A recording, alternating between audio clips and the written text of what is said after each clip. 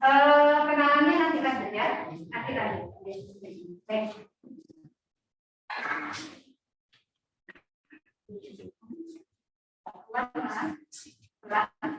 Ada yang bisa bantu saya di sebelah sini memperhatikan.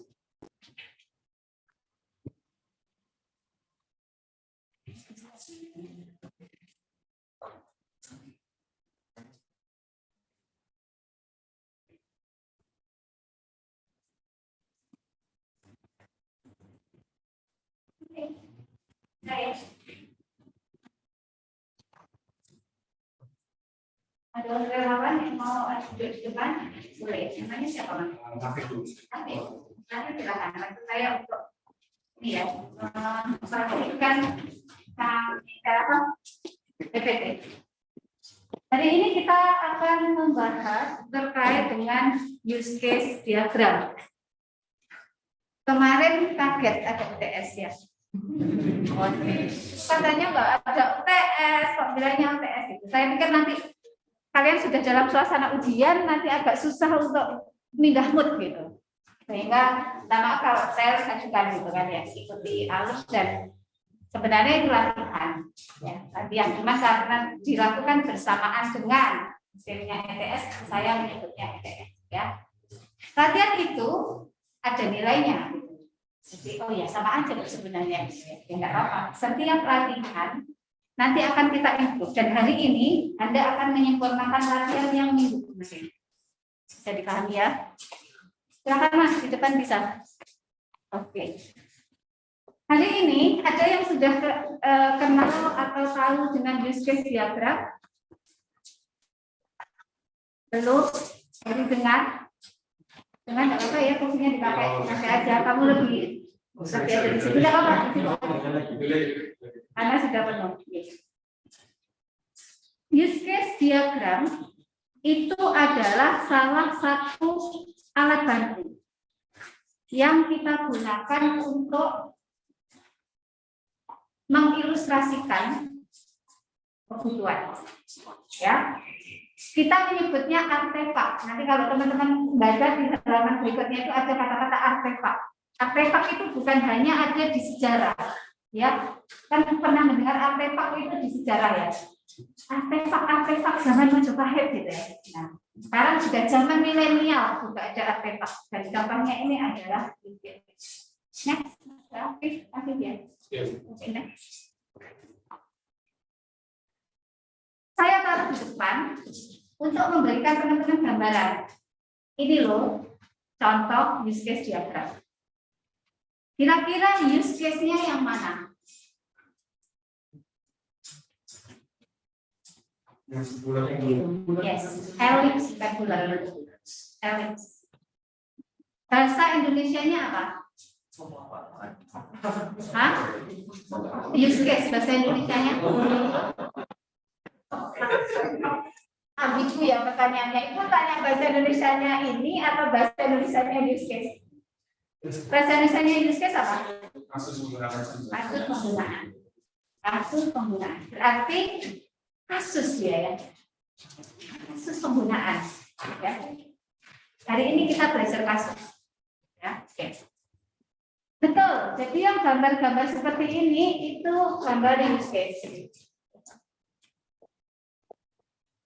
Kalau Anda perhatikan ada berapa jenis item yang namanya kalau anak-anak milenial ya item. Ada berapa jenis item?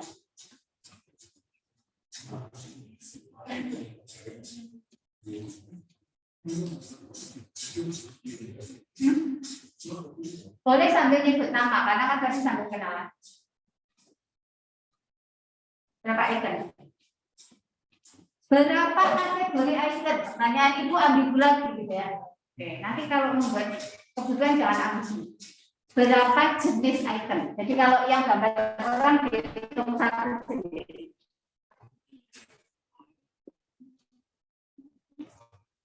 Nama? Hilmi. Oke, sorry, tertutup masker, terus tertutup ini gitu ya. Jadi Hilmi. Ada berapa? Ada 4. 4 apa saja? Yang orang itu. Gambar orang. Terus elips. Oval, elips. Garis. Sama kotak. Sama kotak. Itu 4. Garis macam-macam nanti dihitung satu kategori. Jadi yang gambar orang itu tidak selalu orang, tidak selalu menggambarkan orang. Kita menyebutnya aktor. Aktor itu bisa orang, bisa sistem lain. Jadi siapapun yang mengakses atau berinteraksi dengan sistem, dia digambar dengan gambar aktor. Oke.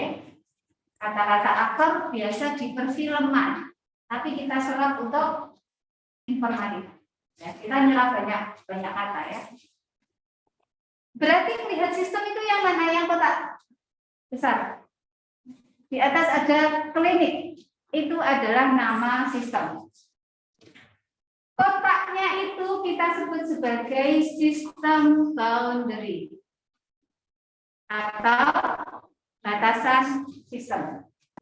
Berarti apa-apa yang di luar boundary itu, mereka di luar sistem. Ibu tadi bisa menyampaikan bisa orang, apalagi yang lain di luar sistem. Sistem yang lain, Bu. Apalagi orang bisa representasi perusahaan, instansi bisa juga ya, atau siapapun yang role-nya ke situ. Jadi bisa pengguna, bisa sistem lain. Kata lainnya begitu, bisa pengguna, bisa sistem lain. Berarti kalau nanti ketemu pengguna atau sistem, Anda langsung terbayang, oh ini aktor, gitu ya. Oh ini aktor. Sampai sini clear? Nanti ini selesai dan selesai satu materi ya. Sampai kamu ya. Oke. Terus yang berikutnya ada gambar elips tadi. Dia adalah kasus penggunaan. Kasus penggunaan itu nanti ada definisinya di bawah ya. Bisa jadi salah satunya itu adalah goal system. Kalian boleh loh lihat ke bawah, nggak harus lihat yang sama. Itu yang lihat ibu ngomong kasus penggunaan, set ke bawah. Apa di situ coba? Yang nemu halaman kasus penggunaan. Silakan, saya disebut nama. Adi, Pak, Oke, Adipa silakan. Yang keras Pak. Biar ketangkep ini, saya yang rekam pakai Zoom. Yang keras. Deskripsi dari sebuah perilaku sistem sebagai respon dari suatu aksi atau permintaan dari sistem. Oke, satu-satu kita bahas. Yang pertama apa? Deskripsi dari sebuah perilaku sistem sebagai respon dari suatu aksi. Deskripsi dari sebuah perilaku ya. Kalau mau dibilang itu saya perilaku action atau ini. Ada di bawahnya lagi? Dengan kata lain, kasus penggunaan mendeskripsikan fungsionalitas. Fungsionalitas ada lagi? Kasus penggunaan merupakan sebuah pekerjaan tertentu, misal mencari data barang, melihat data dan sebagainya. Oke, apa yang Anda dapat? Poin pentingnya satu, dia menunjukkan perilaku atau behavior. Oke, kata-kata behavior. Jadi hari ini kita membahas salah satu artefak di OOAD. OOAD itu Object Oriented Analysis Design.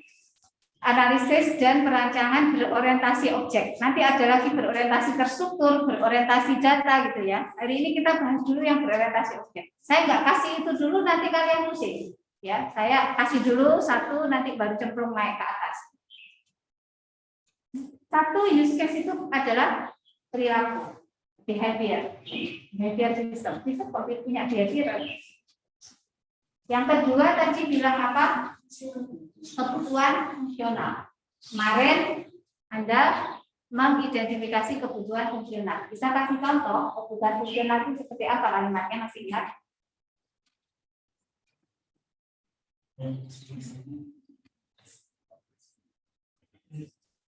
Nama, ulang keras, Tidak kedengeran di sini.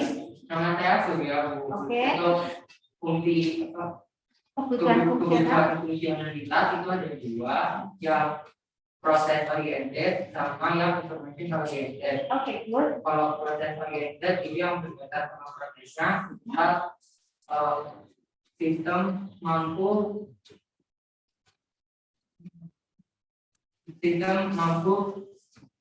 menerima informasi dari pengguna dan mengolahnya.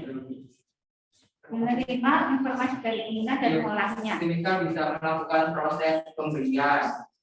Oke. Kalau yang information oriented yang seperti menampilkan informasi pembeli atau. Oke, good. Jadi kata kunci kebutuhan fungsional ini yang kita bawa ke sini. Memang sistemnya mampu digunakan untuk pembelian, memproses pembelian ya. Tapi ketika kita gambarkan dalam use case diagram, nanti kita ngomongnya bukan sistemnya, tapi aktornya. Aktor memproses pembelian. Siapa yang memproses pembelian? Biasanya siapa namanya? Kasir. Jadi kita bisa bilang kasir memproses pembelian. Kasir bisa atau dapat memproses pembelian. Itu kalimat kebutuhan fungsional. Secara tidak langsung memprosesnya pakai apa? Sistem. Oke. Jadi kebutuhan fungsional itu adalah tadi ngomong apa sistemnya? Bisa perilaku dari sistem. Ya, kebutuhan fungsional. Satu lagi kata kuncinya, silakan. Bisa nyempil di pojok sana. Ya. Atau geret satu kursi agak ke situ nggak apa-apa. Sama yang setelah kebutuhan fungsional?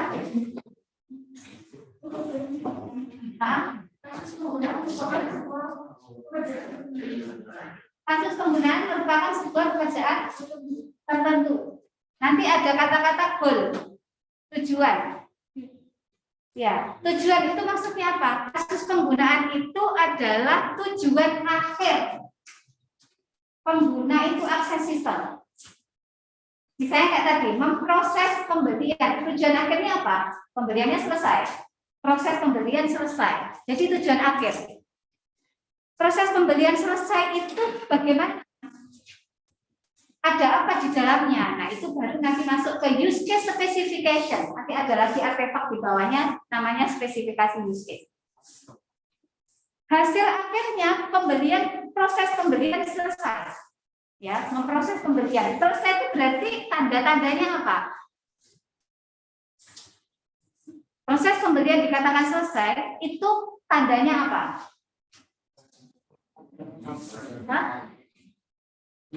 Kasir mengeluarkan struk untuk pelanggan. Itu berarti sudah selesai kan? Pasti sudah bayar kalau struknya ada keluar. Benar enggak? Enggak mungkin kasih struk belum bayar. Ya kan?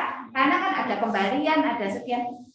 Berarti itu kita bisa bilang dengan use case specification-nya pelanggan mendapatkan struk. Atau kasir mendapatkan struk nanti diberikan ke pelanggan karena ini kasir aja kan pointernya. Itu berarti akhir use case. Artinya sebuah proses itu selesai. Kalau sudah selesai sudah kasirnya ya gitu doang gitu kan. Kalau ada use case lain itu bisa jadi aktor lain atau aktor yang sama tapi dia punya tujuan lain, punya goal lain. Do you understand? Ya, kayak ingat enggak yang pakai bahasa kayak gini siapa? Gus Ali, pernah tahu dengar Gus Ali? Do you understand? Yes. Paham? Use case? Udah bisa bayangkan? Oke, good. Enak offline atau online? Kalau online, saya kalau lihat online terus udah tutup cam gitu ya, itu saya ilfil, benar. Jadi begitu saya melihat, makanya saya selalu bilang, please saya menghargai yang on cam. Kenapa? Karena merasa kalian hadir. Tapi kalau sudah off cam, saya nggak tahu di balik off cam itu apakah Anda tidur, apakah Anda sambil ke toilet, ambil minum atau apa, saya nggak ngerti. Tapi begitu kelihatan konten, kan itu hasil. Sama kayak offline. Ya, oke. Next.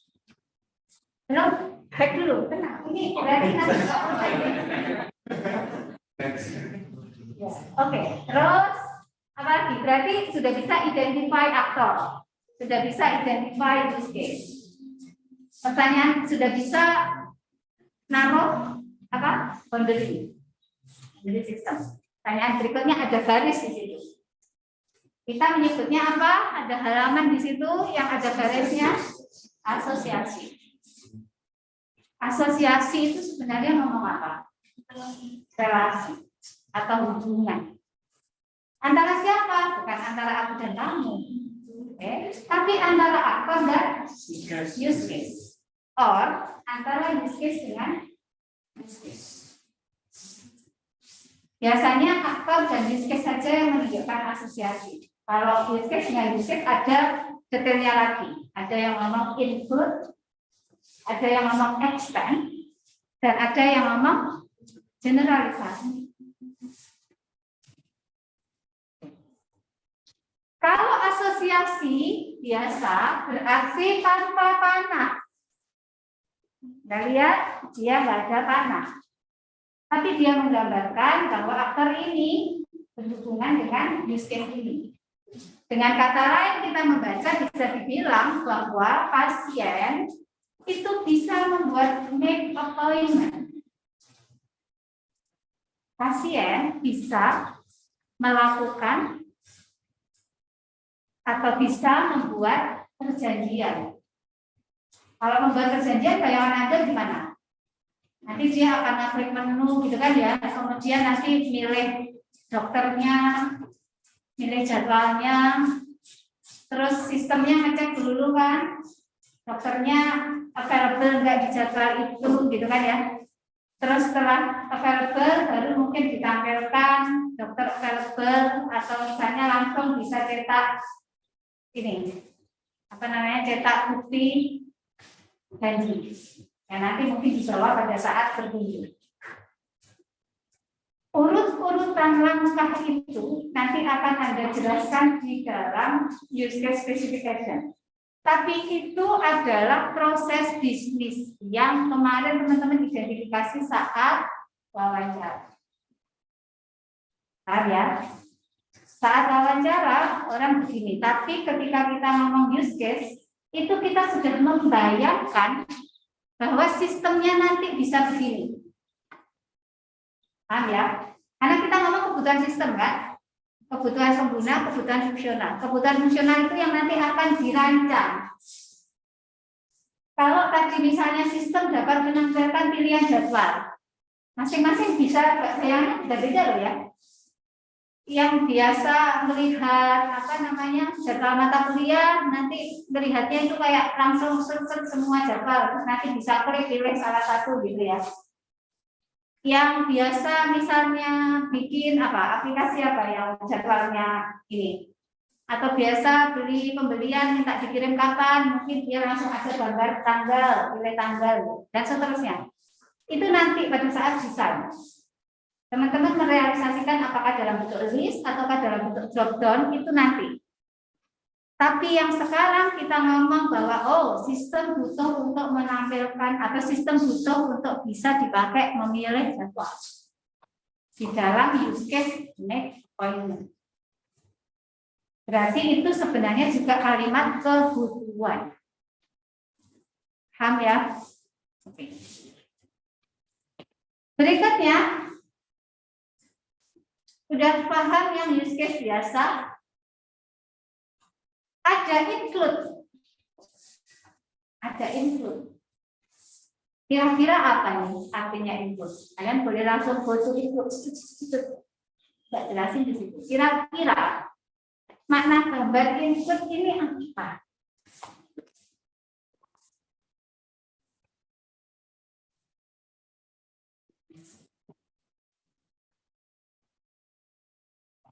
Nah, dulu. Oke. Seperti itu berarti space-nya bisa digunakan sebagai space time. use case-nya bisa digunakan di use case lain. Jadi satu use case ini cek pasien report itu use case. Dia bisa dipakai di use case lain. Jadi dia juga berisi sederetan langkah bahwa orang bisa aja cuma cek pasien. Paham ya? Atau kayak misalnya apa? Pencarian. Pencarian itu biasanya seringkali dipakai oleh use case yang lain. Kayak misalnya kalian kalau SRS itu mesti nyari dulu kan? Kalau nyarinya itu di dalam SRS-nya berarti itu include. Tapi kalau nyarinya di luar proses ketika melakukan SRS itu enggak include. Do you understand? Oh, enak ngajar programming. Nanti sebentar aja udah selesai, kita pulang. Oke, clear. Berarti gambarnya jangan lupa panah menuju ke use case yang di-include dan panahnya putus. Tadi pagi saya mengumumkan harap membawa kertas dan pulpen, ya. Tapi masa sih mahasiswa kok harus dikasih tahu gitu ya. Jadi untuk Anda yang bawa kertas sama pulpen adalah orang-orang yang cerdas. Karena kita akan menggambar dan Anda harus coba. Jadi ini harus Anda coba gambar dulu sebelum saya kasih toolnya. Ya, dengan membayangkan oh saya ada aktor pasien, saya ada aktor apalagi gitu ya.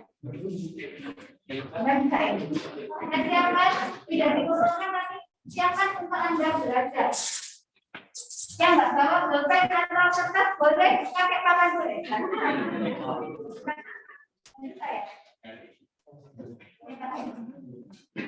Silakan masuk.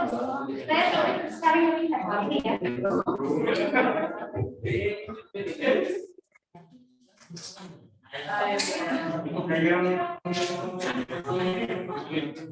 Bisa keren ya. Karena dalam pelanggan kita taruh di depan. Keren ambil tarik ke depan. Ini. Apa namanya Mas? Parit.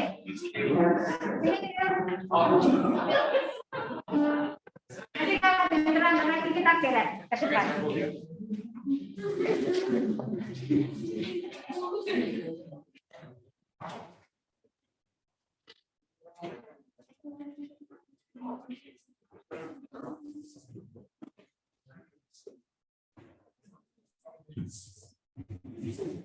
Sudah?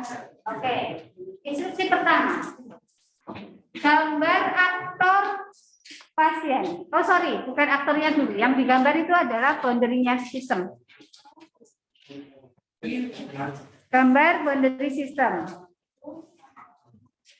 Oke, pastikan beberapa use case tadi masuk ya. Sebenarnya bisa macam-macam ya. Kalian gambar dulu aktor juga boleh, use case baru boundary system terakhir. Karena biasanya kan boundary system itu mengikuti banyaknya use case. Ya. Jadi boleh gambar manapun. Ada berapa aktor di sistem ini berarti? 4. Oke, Anda gambar. Anda gambar dalam bahasa Indonesia. Ya, karena nanti latihannya dalam bahasa Indonesia. Jadi nggak sama persis dengan ini karena ini bahasa Inggris. Berarti passion itu bahasa Indonesianya pasien. Jangan ikut-ikutan dokter kalau mau pasien pakai PX. Pasien. Boleh aktornya dulu terakhir boundary system enggak apa-apa. Saya perbolehkan. Tapi kalau di gestur nanti boundary systemnya biasanya duluan. Karena dia bisa digeret-geret ke bawah ke kanan gitu ya. Jadi kita pakai Power Designer. Sudah? Terus yang di sana siapa? Scheduler. Scheduler itu siapa? Penjadwal. Penjadwal. Kira-kira dia orang atau sistem? Sistem. Oke, good. Kalian sudah bisa bayangin. The scheduler. Terus sebelah bawahnya ada dokter. Ada dokter. Ada dokter. Lalu di bawahnya ada kasir. Kasir. Jadi kalian harus bisa gambar manual dulu, baru nanti pakai tools. Ya, gambar manualnya harus lancar, baru pakai tools. Oke. Yang pertama, gambar use case make appointment. Berarti bahasa Indonesianya apa? Buat perjanjian. Siapa yang suka membuat perjanjian? Nah, ini suka janji sama saya. Oh, sama orang tua. Janji apa? Namanya siapa tadi? Fadil. Fadil. Jadi apa nih sama orang tua? Ya, waktu. Sudah nggak selesai loh, ayo kamu terlambat kan? Nanti kita maaf sama orang tua, karena janjinya sudah ini kan. Oke, make appointment, buat janji, membuat janji. Biasanya kalau bahasa Indonesia membuat janji, bukan membuat perjanjian. Perjanjian itu kayak piagam gitu ya, membuat janji. Terus ketika membuat janji, berarti saya bisa menggunakan use case lain, melihat record pasien.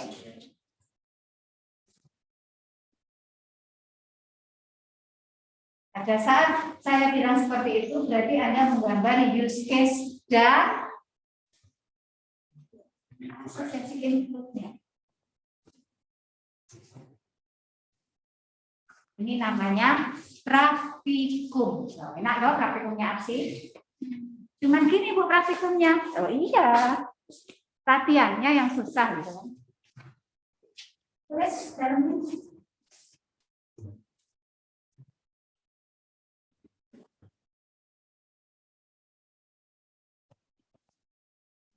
Rekor pasien bayangannya apa? Benar tidak ini rekor saya? Jadi di orang lain saya. Kalau sudah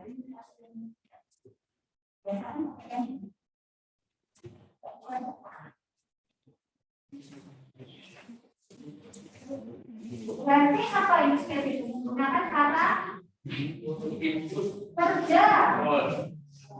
Inputnya berarti oke. Gambar panah itu apa sih?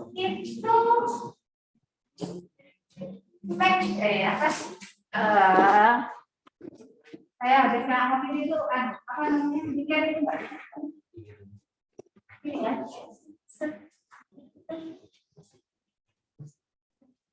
Saya ngerti. Ininya ditulis juga. Yang nggak ditulis yang mana? Yang gambar panah merah input use case nggak ditulis. Ya. Yang panah set itu juga ditulis. Sudah diingat-ingat, berarti use case yang di-include adalah use case yang sebenarnya dia bisa dikerjakan sendiri.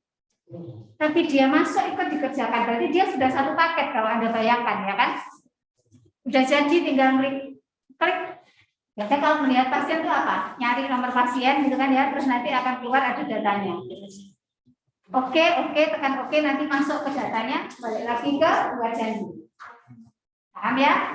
Oke, berarti satu use case make appointment selesai. Oh belum. Make appointment itu melihat data di scheduler.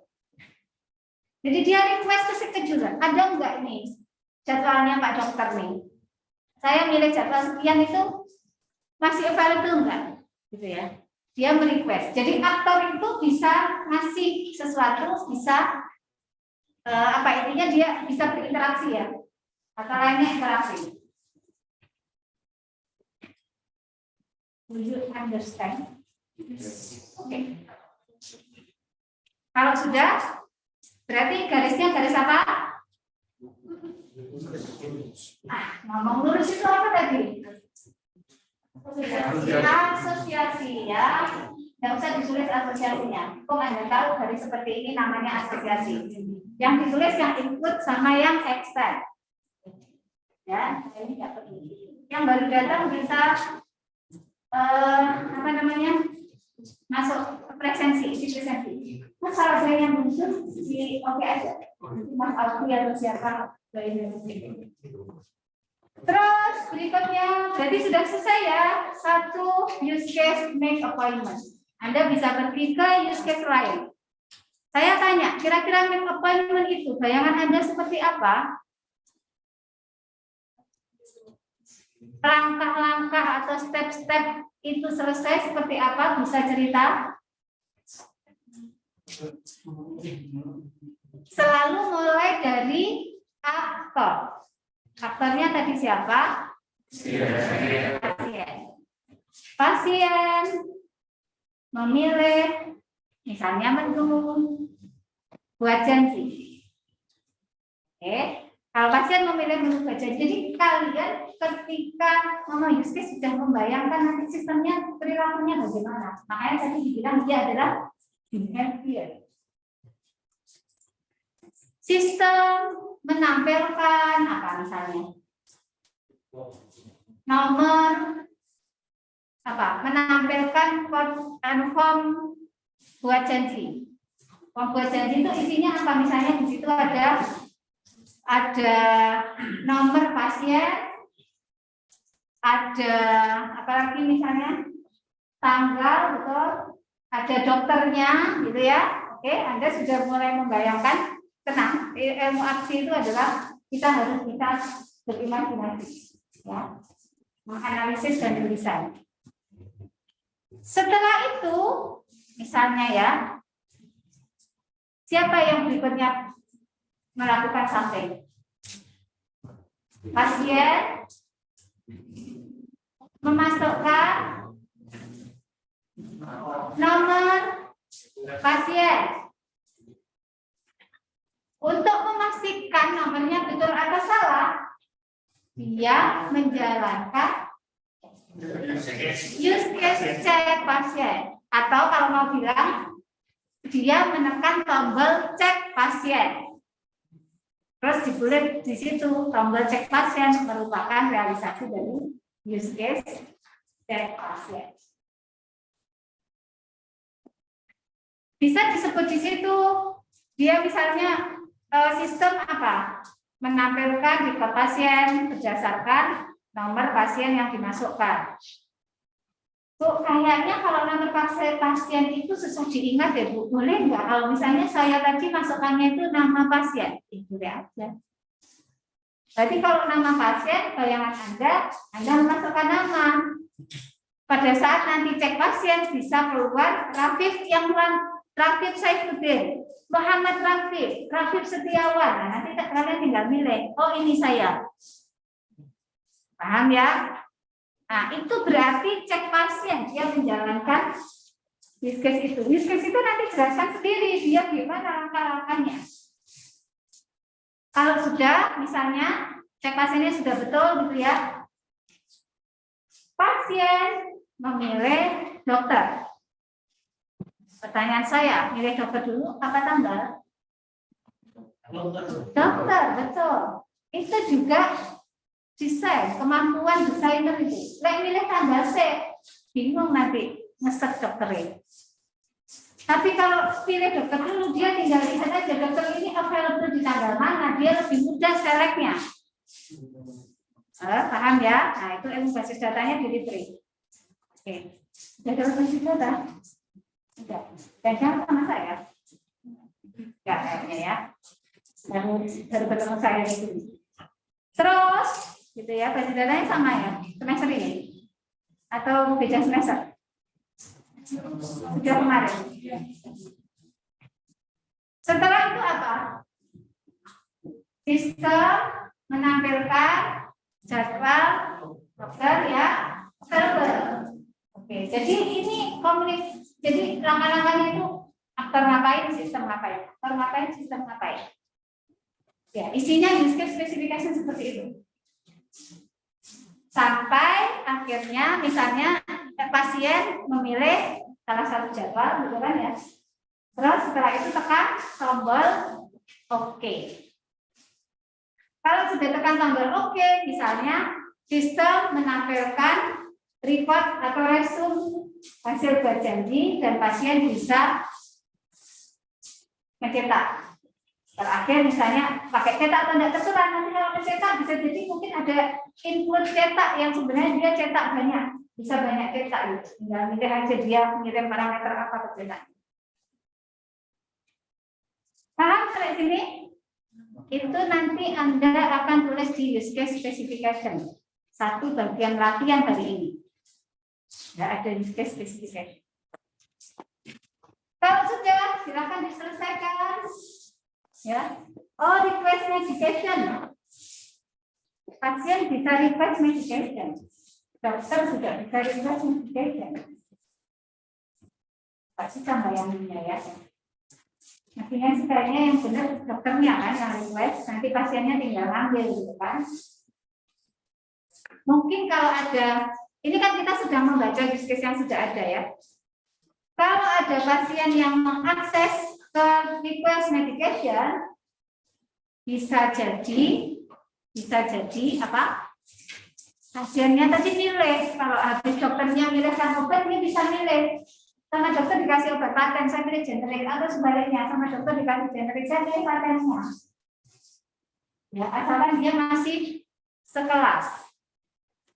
Ya, satu ini ya. Kayaknya bisa begitu. Tapi kalau misalnya pasien tidak ke situ, tapi dokternya, berarti mulainya dari dokter. Paham ya? Anda selesaikan sampai gambarnya selesai. Nah, di sini sebenarnya tulisannya PPD aja ya, PPD. Karena ini extension point more treatment ini keterangan saja. PPD, membayar tagihan ternyata bisa extend ke apa? Defer payment. Defer payment itu apa? Menunda pembayaran. Ya, kalau dia menunda pembayaran ya mungkin bayarnya pada saat datang. Ya, pada saat datang.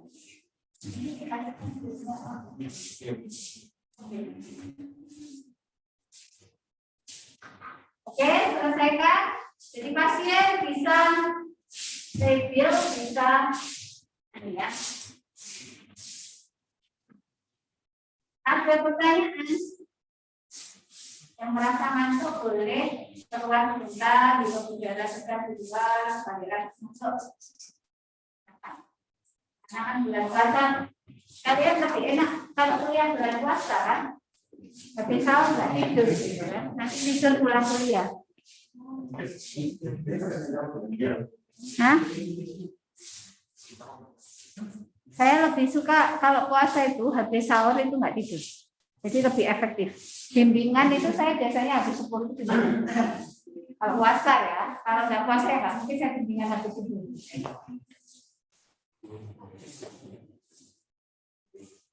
Satu lagi yang tadi belum, saya jelaskan dulu menunda pembayaran. Extend dari paybill, artinya kalau kita disuruh membayar payment, bisa jadi dia nggak selesai. Nanti kita akan melanjutkan dengan, atau kita melanjutkan ke menunda pembayaran. Kalau menunda pembayaran, berarti bisa jadi bayarnya nanti by cash,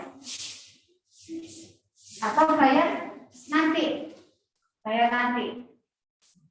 Ketika bayar nanti, itu sebenarnya juga itu sudah selesai. Jadi dia bisa mengextend. Kalau extend berarti panahnya ke induknya, ke yang di-extend. Kata kuncinya ke yang di, ya. Kalau tadi input ke yang di input, kalau yang ini ke yang di-extend. Oke. Satu lagi ada generalisasi.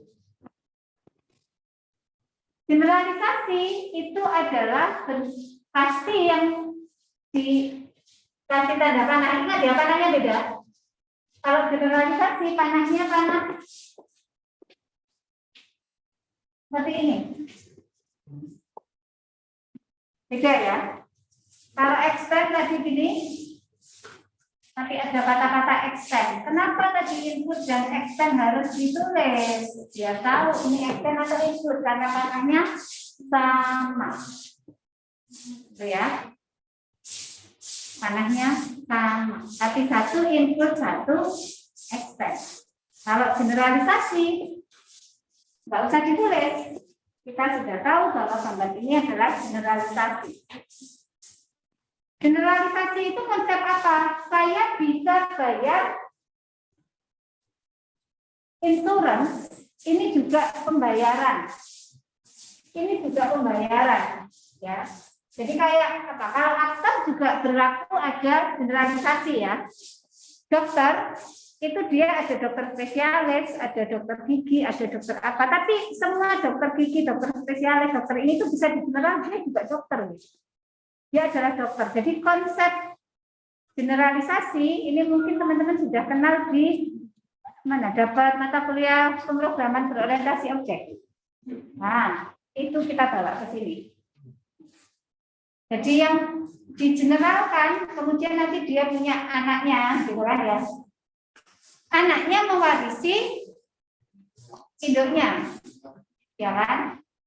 Dokter punya anak dokter spesialis, kalau ngomong karena dokter itu generalisasinya dokter spesialis, maka sifat-sifat dokter juga diturunkan ke dokter spesialis. Ya kan? Sifat-sifat dokter diturunkan ke dokter spesialis. Tapi ada sifat dokter spesialis yang tidak dimiliki oleh dokter. Namanya keturunan kan sama kan? Kalian sama bapaknya nggak mungkin persis, tapi ada niru-niru bapaknya gitu kan ya. Mewarisi bapaknya. Tapi bapak Anda nggak mewarisi Anda, kebalik gitu.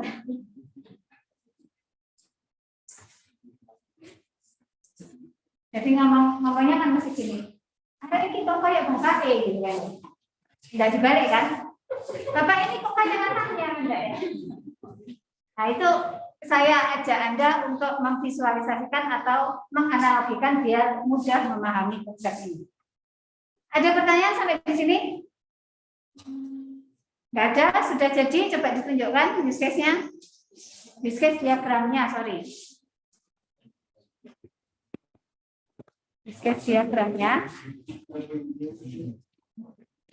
Tapi sudah selesai. Ada kesulitan? Berarti mestinya teman-teman sudah bisa menggambar untuk ada yang lupa nama sistem. Ya atas. Pasti klinik. Ini ada klinik. Jadi nanti dicek ada nama sistem di atas klinik, jangan lupa. Ada panah-panah. Udah bisa kan gambar? Oke, berarti sudah siap untuk gerak ya. Betul, sudah ada nama sistemnya. Sudah asalnya oke.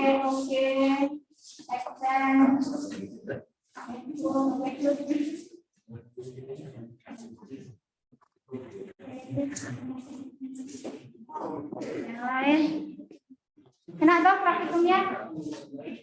Pakai apa tuh?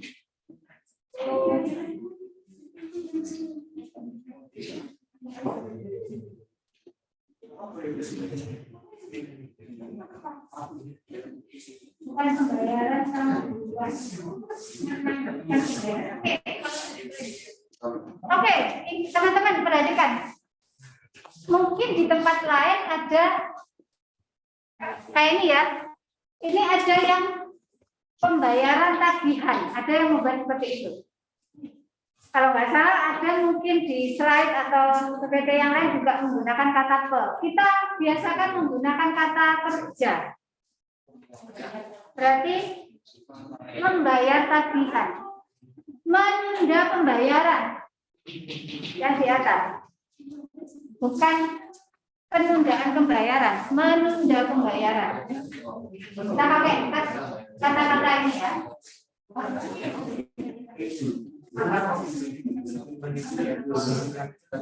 Kenapa yang keras? Karena ini direkam. Yang lain bisa diam sebentar? Silakan. Cancel appointment itu kenapa biasa? Padahal kalau misalnya dulu buat janji, apa yang mau di cancel? Oke, pertanyaan yang sangat bagus.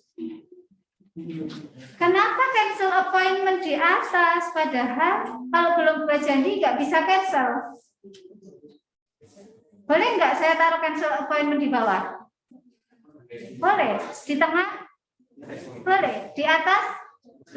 Boleh. Tidak ada hubungan satu dengan yang lain bahwa ini harus ditaruh di atasnya atau di bawahnya. Yang ada hubungan adalah use case ini siapa akornya. Kalau dia input ke use case mana, kalau dia extend kemana, kalau dia generalisasi mana. Tapi urutan itu tidak mempengaruhi, tidak seperti flowchart. Kalau flowchart yang di atas duluan. Ya, tapi memang kalau daripada membuat keraguan, Anda boleh taruh atas dulu make appointment, baru cancel appointment. Paham ya? Jadi enggak apa Mas, mau duluan di atas yang pay bill juga enggak apa-apa. Enggak ada urutan kalau di UC. Beda dengan flowchart. Urutannya hanya antar yang terhubung ya. Pasien ke misket mana itu berarti urut ya. Jadi enggak harus make appointment di atas kemudian ini boleh aja, sah aja. Tapi kalau teman-teman mau belajar runut ya enggak apa-apa. Taruh di atas itu berarti make appointment dulu, berarti dia bisa cancel appointment gitu ya. Dia bisa pay bill gitu ya dan sebagainya. Pertanyaannya santai, terima kasih sudah bertanya sekali. Ada yang lain? Cukup? Nah, kita lanjutnya lagi. Nama? Buat bisnis dari kalian ini. Namanya dulu siapa dulu? Nama saya gitu. Ah, gitu. Oke, Anggito itunya kan ada di minggu pertama itu kan gambarmu ya. Silakan. Ya, jadi buat bisnis dari kalian ini cuma dikhususkan untuk salah satu apa ya? Sudut pandang. Salah satu? Sudut pandang. Maksudnya gimana? Jadi kalau misalnya di salah satu store ini kan berarti sudut pandangnya cuma di pasien. Jadi apa kita harus buat use case diagramnya pendakwaan juga, dokter juga, hasil juga gitu. Tidak ada dokter pasien. Tapi yang hubungan langsung sama pasien gitu. Oh, oke. Baik, Anggito. Teman-teman lihat, kalau melihat gambar ini, itu berarti melihat aktor itu ada di luar, kemudian sistemnya itu ada di dalam komputer. Bisa membayangkan? Aktornya di luar kayak Rafif? Rafif. Oke. Sistemnya ada di laptop saya. Can you imagine that? Oke. Kalau ada pasien berhubungan dengan dokter, itu di mana? Di luar laptop. Di luar laptop gambarnya di mana? Ya jangan digambar di dalam. Oke. Kalau di luar laptop, misalnya pada saat apa? Dokter memeriksa. Itu nanti akan dicatatkan rekam medisnya ya. Yang menjadi aktor ke sistemnya dokternya apa pasiennya? Pernah ke rumah sakit akhir-akhir ini? Tidak pernah. Oke, nggak bisa bayangkan ya. Nggak bisa bayangkan ya. Ada rumah sakit tapi belum punya sistem. Jadi rumah sakit yang sekarang sudah menggunakan sistem informasi, itu dokternya semisal seperti Rafif. Pasiennya duduk di sini, lalu dia akan tanya, dia sakit apa, merasa gimana, ada keluhan apa gitu ya. Oh ini loh mas, apa? Aduh, kepala saya pusing banget. Yang dimana pusingnya ada di atas, di samping, di belakang. di atas. Oke, langsung nanti dia buat pikir, oh Pak di atas nanti biasanya ada bicara lanjutan ini. Dia tanya, terus habis itu, oke baik Bu, sebentar, saya nulis bicara opsi bagian atas. Yang nulis pasiennya apa dokternya? Habis selesai, dia nulis resep paracetamol. Vivomz, itu kan resepnya COVID dan seterusnya. Sampai setelah dia bilang, oke Bapak habis ini Bapak ke apotek. Bukan tadi ibu yang diperiksa, di sini ibu ke apotek. Saya akses laptop enggak? Berarti ada interaksi di dalam sistem enggak saya?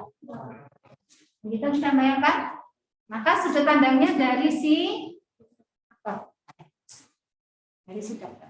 Paham ya? Kalau berdua begini berarti dua-duanya akses. Ya, dua-duanya akses. Contohnya apa? FRS, kalian selesai. Kalau dosennya sudah approve, kalian milih dosen approve. Berarti dua-duanya akses use case FRS.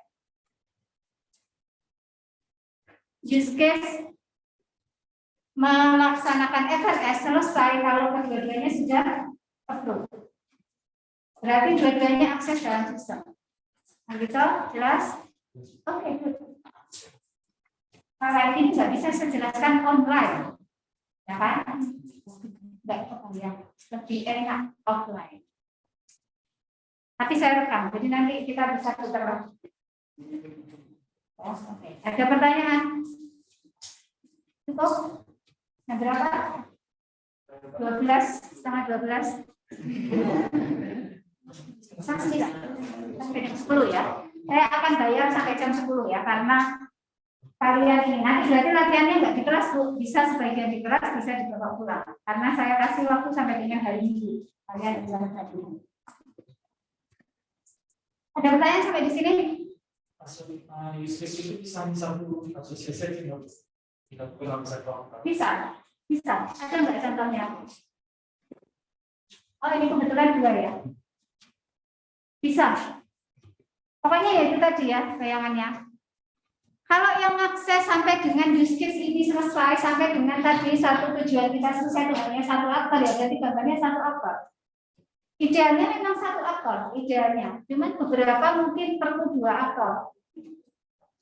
2 aktor itu apa? Scheduler itu sebenarnya bukan manusia loh.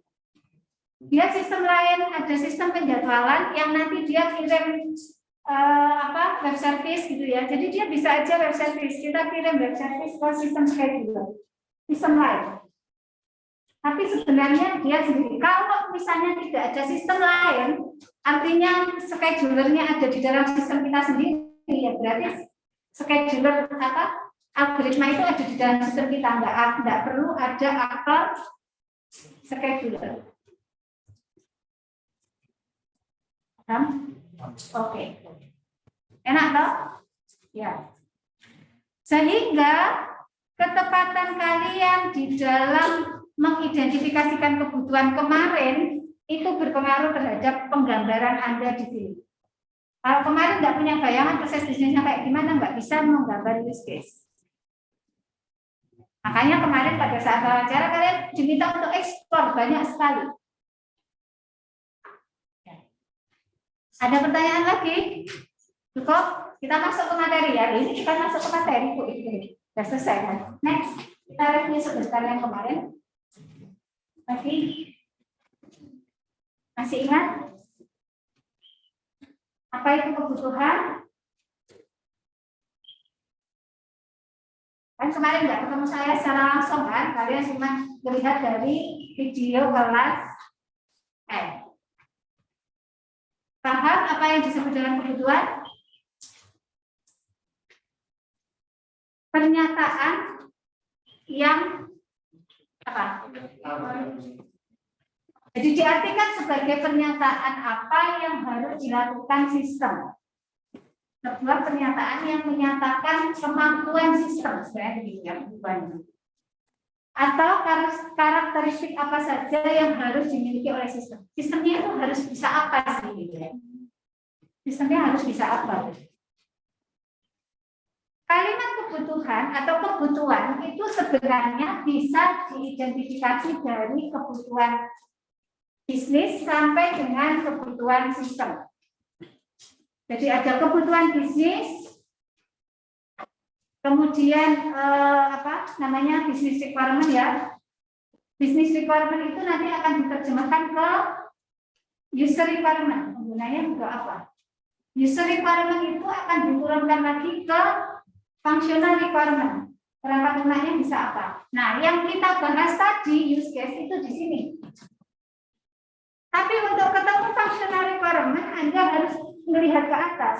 Bisnisnya butuh apa? Penggunanya butuh apa? Baru functional requirement-nya butuh apa gitu ya? Ada kebutuhan fungsional apa? Lalu ada karakteristik kebutuhan fungsional dan juga ada bagaimana sistem harus dibuat atau sistem requirement.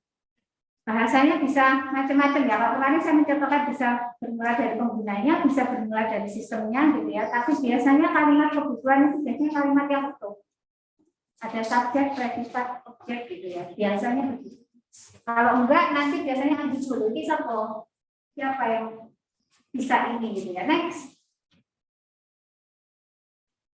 Nah ini beberapa kebutuhan pada tahap analisis ya. Ditulis dari sudut pandang bisnis, kemudian fokus pada apa yang harus dilakukan sistem untuk memenuhi kebutuhan pengguna bisnis. User requirement itu adalah konsentrasi pada apa yang benar-benar dicapai pengguna dengan menggunakan sistem supaya memenuhi tugasnya. Kebutuhan pengguna sendiri menggambarkan tugas-tugas yang dilakukan pengguna secara umum. Jadi pengguna bisa membuat jadwal pendaftaran pasien, membuat pemesanan pelanggan baru, melihat saldo rekening. Ini kalau mau dijadikan kalimat kebutuhan nanti harus ditambahi dengan subjek. Ada subjeknya. Siapa yang bisa membuat pemesanan pelanggan baru? Siapa yang bisa ini tambahin gitu ya. Nah, dengan menentukan cara bagaimana sistem mendukung kebutuhan pengguna akan mengarah pada kebutuhan pengguna. Next. Nah, ini yang tadi dijelaskan oleh Surya. Kebutuhan fungsional itu bisa dilihat dari dua sudut pandang.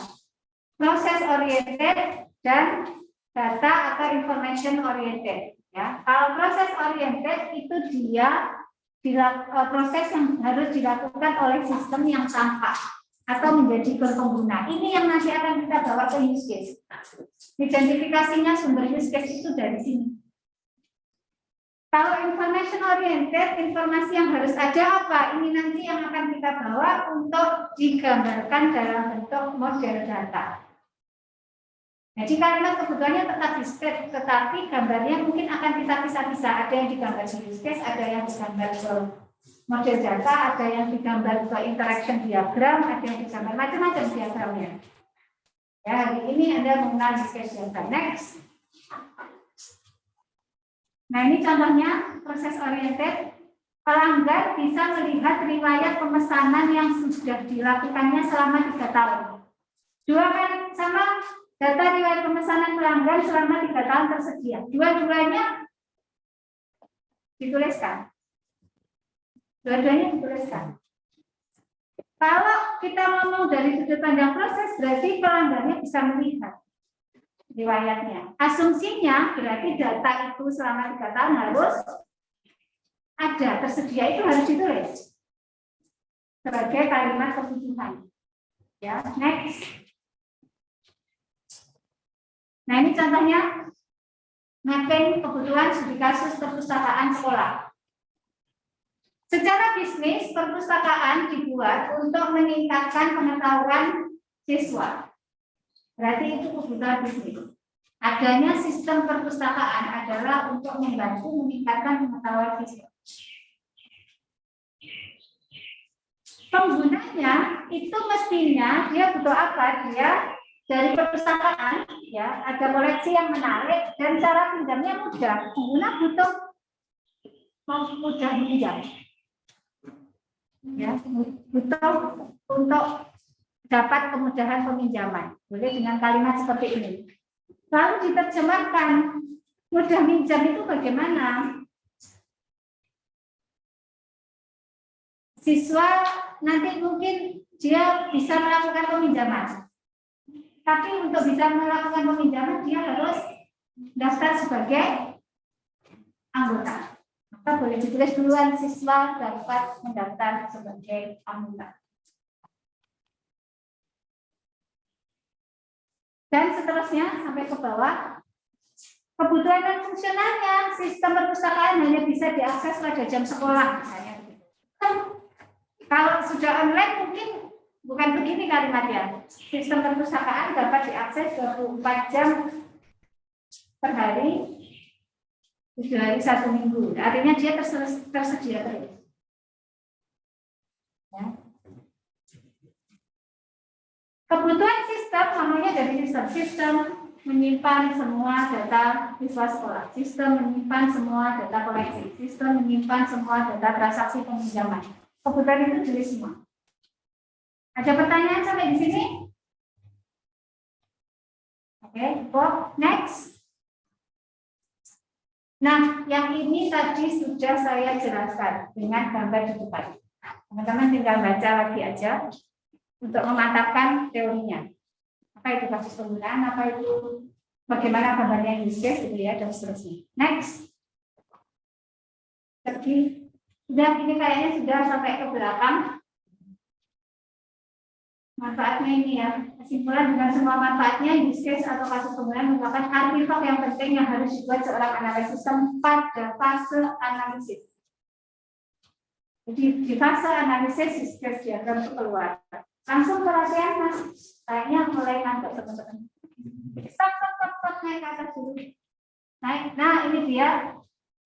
Use case model itu ada gambarnya seperti ini ya. Jadi yang di atas itu use case diagramnya ada simbol seperti ini, itu use case specification. Ya, next. Jadi setiap use case tadi harus punya spesifikasi. Nah ini notasinya tadi ya. Ada apa? Ada data sistem dengan menyebut nama sistemnya tadi di pojok kanan biasanya ya. Kalau tadi gambarnya di tengah, asosiasi dan use case. Next. Ya, aktor bukan bagian dari sistem. Berarti aktor itu ada di luar sistem. Dia yang men-trigger adanya use case. Atau dia yang menggunakan use case, ya, menggunakan kasus penggunaan. Disebut juga entitas luar, bisa seseorang, organisasi, sistem informasi lain, ya kan? Termasuk orang eksternal. Kalau ada scanner barcode, Anda tulis dia sebagai aktor. Misalnya di pembayaran kasir itu dia bisa gesek pakai alat itu ya, alat penggesek itu ya, dan itu tersimpan masuk ke dalam. Berarti ini Anda tulis sebagai aktor juga dia. Paham ya? Oke, next. Nah ini ya, deskripsi dari sebuah perilaku sistem, mendeskripsikan fungsional, ini tadi sudah dijelaskan. Kemudian pekerjaan tertentu. Ya, jadi dia merupakan sebuah pekerjaan tertentu. Misalnya mencari data barang, melihat data harga barang. Tahu ya, berarti dia ada goal, saya itu mengakses sistem ini buat apa? Bisa jadi cuma buat itu aja. Kayak kalian kalau apa lihat Shopee atau lihat Bukalapak atau apa itu buat apa? Bisa aja cuma cari-cari ya tanpa beli. Ya berarti itu sudah satu use case, mencari barang. Nggak berarti cuma lihat aja model bajunya sekarang kayak gimana ya, model ini gimana ya, atau buku apa nih yang paling laris, apa yang ada dia novel dan seterusnya, mencari. Kalau nggak pakai mencari, Anda misalnya mau membeli, ya langsung beli kan bisa juga, dan seterusnya. Oke, next, langsung perhatian, kayaknya ada sudah ini tadi sudah saya jelaskan. Nah, stop. Ada yang belum? Nah, ini contoh generalisasi aktor ya. Jadi selain use case, aktor juga bisa digeneralisasi. Ya, boleh. Next. Oke. Nah, ini yang belum dijelaskan, spesifikasi kasus penggunaan. Ini penjabaran alur kinerja ya. Jadi satu kasus penggunaan biasanya pada use case diagram itu mempunyai satu spesifikasi. Untuk input atau extend tetap dibuatkan spesifikasi yang terpisah. Jadi kalau ada use case yang tadi di input atau di extend, buatkan sendiri karena satu use case satu spesifikasi. Tapi untuk generalisasi bisa digabung. Hanya untuk growth itu apa? Create, read, update data. Update data. Tadi nggak ada growth-nya ya yang di sistem tadi. Ya, nggak ada growth-nya tadi. Next. Nah, ini contoh diagramnya Sarah. Kenapa?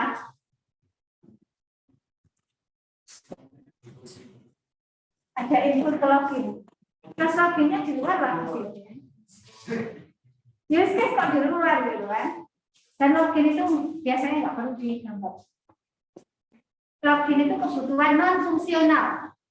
Adanya kebutuhan untuk apa? Sekuritas. Jadi dia kebutuhan fungsional. Yang kita gambar adalah kebutuhan fungsional. Mungkin kalau teman-teman melihat contoh-contoh di internet masih ada orang yang pakai login.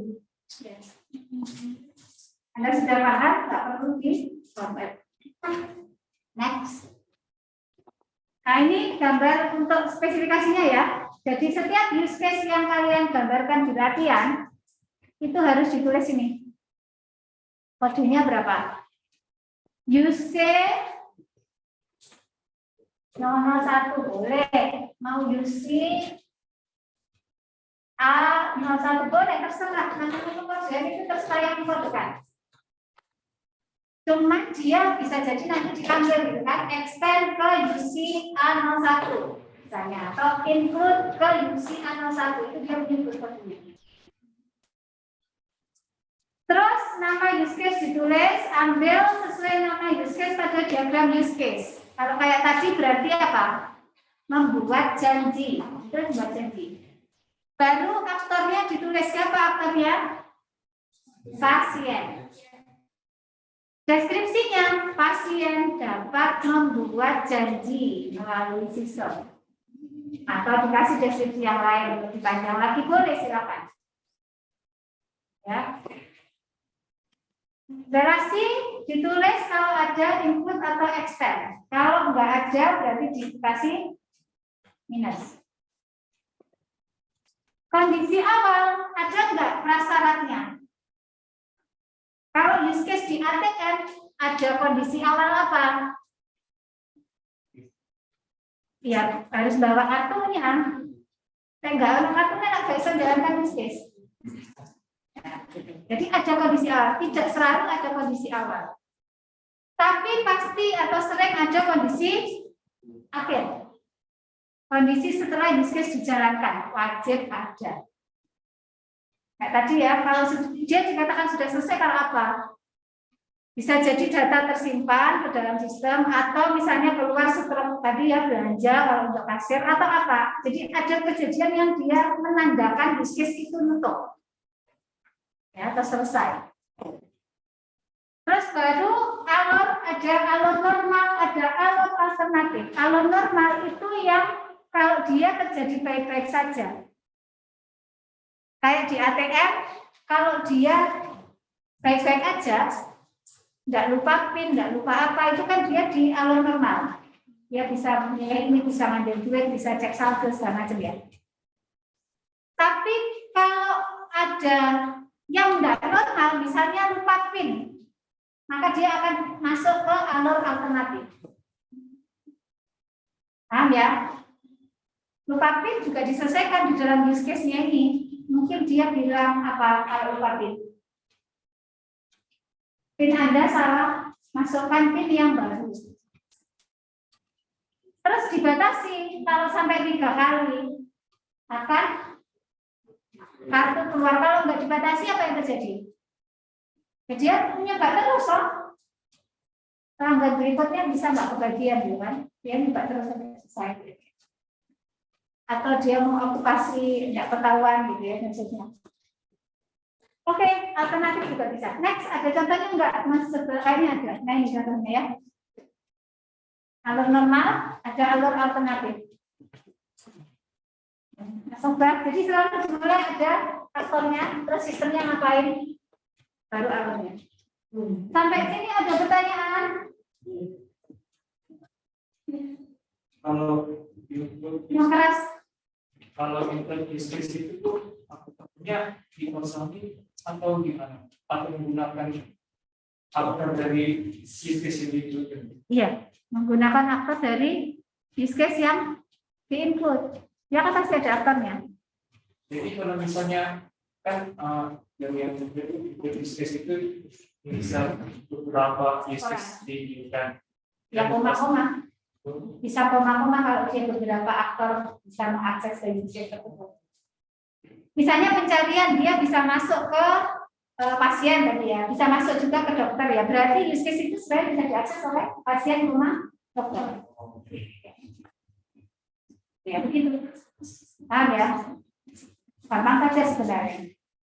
Apapun yang dia bisa akses ke situ, use case itu diakses oleh siapa ya? Dia adalah aktornya. Ada pertanyaan? Next. Paling enak tidur memang ya, habis jam sahur gitu ya. Ini silakan latihan. Boleh kelompok, tapi kalau kemarin sudah terlanjur sendirian kan, kalian boleh sendirian. Kelompok dalam artian kalian boleh diskusi untuk nomor 1 dan 2. Kemudian nomor 3 harus sendirian. Jadi nanti yang diunggah di Classroom, teman-teman mengunggah masing-masing. Ya. 1, lakukan perbaikan pada tugas 2. Tugas 2 itu kemarin, PTS.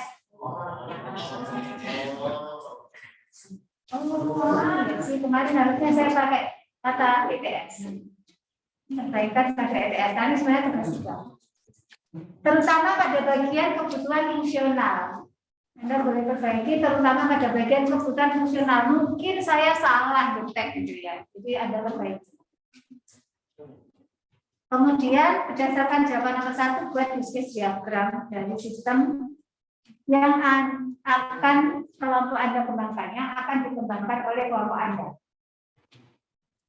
Oke, use case-nya boleh diskusi. Tapi kalau sendirian juga nggak apa-apa. Buat belajarkan nanti sudah bisa kan? Oke. Lalu untuk masing-masing ambil salah satu use case, 1 aja. Terus buatkan spesifikasinya. Kalau tadi gambar diagramnya sama, berarti gantian kamu use case pertama, saya use case kedua. Yang use case yang lain dikosong spek. Untuk latihan pertemuan ini, kalau hari ini selesai ya langsung unggah ke Classroom, nggak usah nunggu hari Minggu. Ya, cuma saya kasih waktu sampai dengan Minggu. Ada pertanyaan? Oke, ini keterangan soal nomor 1 dikumpulkan semua, tidak hanya kebutuhan fungsional. Maksudnya yang Anda copy dari kemarin itu ya, kalau diperbaiki semua, perbaiki semua. Kalau misalnya cuma fungsionalnya ya monggo tidak apa-apa yang diminta di sini. Kemudian identifikasi aktor nomor 2 ya. Identifikasi aktor, pemberian nama aktor harus spesifik dalam konteks bisnis tersebut. Anda boleh tidak langsung menggambar use case diagramnya, tapi Anda identifikasi dulu. Ya. Jadi kalau ada kebutuhan fungsional di atas ini aktornya siapa? Ya. Anda identifikasi dulu boleh. Ya, karena Anda kan masih belajar. Kalau sudah ahli nanti langsung gambar use case diagramnya. Karena identifikasinya di kepala. Ya. Terus kasih ya ambil use case yang berbeda, selalu ya kasih nama NRT. Terus petunjuk pengumpulannya maksimal 1 April. Yang minggu lalu itu saya salah ngasih 2021 ya. Ada yang teliti enggak? 2021. Jadi saya lihat loh kok 2021 ya ini salah. Tapi tidak ada yang protes. Oke. Terus nama filenya nih tugas 3 kelompok use case ya. Kelompoknya atau nomor absen boleh kalau nomor absen. Ada pertanyaan? Saya tungguin beberapa menit sampai Anda sudah clear. Mungkin nggak ada pertanyaan, baru kita bisa akhiri kelas. Tadi saya mau sampai jam 10 jam berapa? Masih jam 9. Silakan. Saya akan berada di sini atau istilahnya kalau kalian mau Bu di sini aja dulu sampai jam 10 kita sampai jam 10. Tapi misalnya oke Bu, kita keluar aja mungkin mau hidup udara dan lain-lain kita akhiri kelasnya. Ya, mau kerjakan di situ, mau kerjakan di kafe gimana silakan. Kafe enggak buka ya. Nanti kalau buka puasa. Isi dulu. Yang keras. Bentar ya. Silakan, ini didengar di sini yang keras.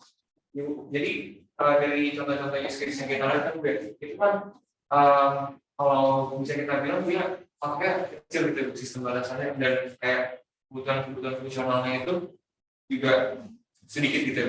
Nah, dari yang kita tahu kan kita sekarang ada banyak sistem yang kebutuhan fungsionalnya itu banyak. Itu sistem analisis itu kalau misalkan membuat use case diagram yang buat kebutuhan fungsional banyak itu bisa besar gitu atau gimana? Bisa besar. Oke, pertanyaan yang bagus. Kalau kebutuhan fungsionalnya banyak, apakah bisa diperbesar sistemnya? Bisa. Jawabnya bisa. Yang kedua, bisa jadi beberapa kebutuhan fungsional itu terkumpul dalam satu use case. Paham ya? Kayak tadi kan sebenarnya kebutuhan fungsional banyak tuh ketika kita membuat janji itu kan ada beberapa kebutuhan fungsional. Tapi ternyata dia dibungkus dalam satu use case, ada goal. Nah, itu tantangan Anda di sini. Kebutuhan fungsional yang banyak tadi, misalnya kemarin Anda ada 10 kebutuhan fungsional ya. Bisa jadi itu enggak 10 use case loh. Bisa jadi use case-nya cuma 2, 3. Gitu kan? Tapi dia langsung di situ kayak kemarin apa? Bisa mencari, bisa apa gitu kan ya. Tapi bisa jadi tidak banyak. Atau kalau memang itu goal gitu ya. Ini kayaknya memang mengandung proses bisnis yang panjang. Ya silakan dia jadi satu use case. Kalau besar sekali gimana Bu? Ya enggak apa-apa, besar sekali silakan. Bisa kok nampung diagramnya gitu. Ya cari kertas yang lebih besar, folio atau apa gitu ya. Kalau di dalam sistem nanti kita bisa perlebar boundary-nya. Nah, nanti teman-teman akan saya bawa ke toolsnya kalau wis bisa gambar manual. Paham ya? Jadi dokter itu diajak nyontek kalau sudah tahu teori sontek dan yakin tidak salah sontek. Nah, sama. Anda kerjakan manual dulu, sudah paham, baru nanti garek-garek tuh, geret-geret, klik-klik gitu ya. Tapi secara manual paham, ini gambar itu maksudnya apa? Paham ya? Berikutnya terkait Nama? Monica. ini berarti untuk yang latihan sepanjang kelompok itu yang kelompok 2 orang apa yang sama? Kalau merujuk ke tugas ETS, tugas 2 itu sama dengan equivalen dengan ETS. Yang kemarin Anda kerjakan minggu lalu. Kan tetap itu sumbernya dari kelompok kan? Kalian boleh balik lagi sama kelompoknya untuk diskusi nomor 1, 2. Kalau pengen diskusi. Tapi kalau pengen kerja sendiri nggak apa-apa. Kerja sendiri. ETS tidak saya bahas, tapi sudah saya anggap saya bahas di review. Oke, ketika tadi saya bilang ini kebutuhan fungsional, ini kebutuhan sistem itu saya bahas ETS. Ya nanti biasanya kan di akhir itu ada evaluasi kan? Apakah dosen membahas setiap tugas? Nah, saya bahasnya secara umum. Kalau saya bahas satu-satu habis nanti waktunya kuliah gitu ya. Jadi saya bahas umum. Nanti teman-teman ikut. Ada lagi pertanyaan? Kalau nggak ada silakan coba mulai dari sekarang. Boleh pakai kertas dulu. Nanti baru dipindah ke sistem. Pakai kertas dulu boleh, nanti baru dipindah ke sistemnya. Kalau ke sistem gambar use case diagram pakai apa? Teman-teman ada banyak sekali diagram di ini ya. Pilih aja yang dia support use case diagram. Miro itu bisa. Tapi kalau yang rational rules itu dia malah bisa sampai ke bawah-bawahnya. Nanti misalnya gambar apa? Sequence, gambar apa dia bisa. RUP, rational rules.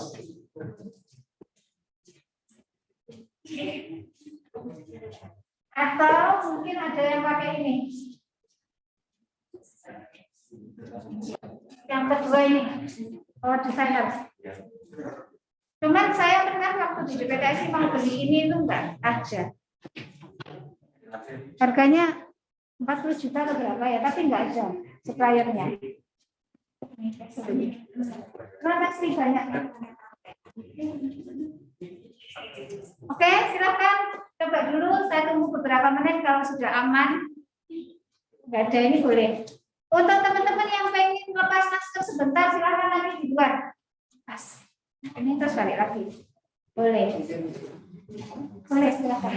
Boleh silakan. Nanti keluar sebentar cuci muka juga boleh silakan. Boleh silakan. Boleh. Mau boleh